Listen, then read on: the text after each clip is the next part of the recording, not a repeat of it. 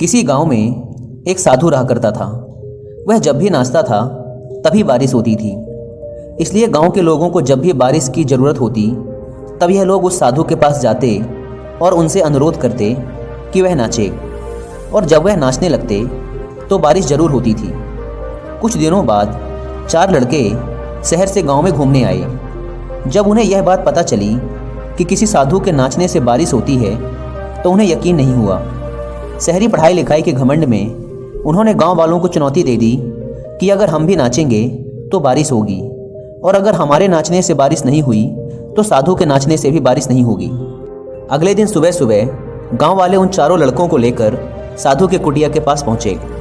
गांव वालों ने साधु को सारी बात बताई। फिर उन लड़कों ने नाचना शुरू किया। पहले लड़के ने नाचना शुरू किया। आधा घंटा बीत गया। फिर पहला लड़का थक कर बैठ गया, पर बादल नहीं दिखे। कुछ देर बाद दूसरे लड़के ने नाचना शुरू किया और 1 घंटे बीतते बीतते वह भी थक कर बैठ गया।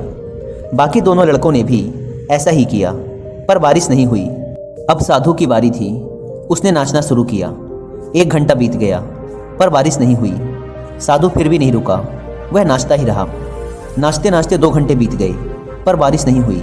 4 घंटे बीत गए, पर बारिश नहीं हुई। लेकिन साधु तो रुकने का नाम ही नहीं ले रहा था। धीरे धीरे शाम ढलने लगी कि तभी बादलों की गड़गड़ाहट सुनाई दी और थोड़ी देर बाद जोरों की बारिश होने लगी। यह देखकर चारों लड़के दंग रह गए और तुरंत साधु से क्षमा मांगी। फिर चारों लड़कों ने साधु से पूछा, बाबा, भला ऐसा क्यों कि हमारे नाचने से बारिश नहीं हुई और आपके नाचने से बारिश हो गई? साधु ने उत्तर दिया, जब मैं नाचता हूँ तो 2 बातों का ध्यान रखता हूँ।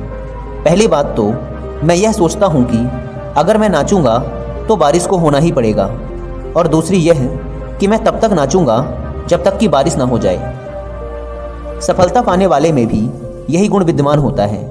वे जिस काम को भी करते हैं उसमें उन्हें सफल होने का पूरा भरोसा होता है, और वह तब तक उस काम को करते हैं जब तक कि उसमें सफल ना हो जाएं।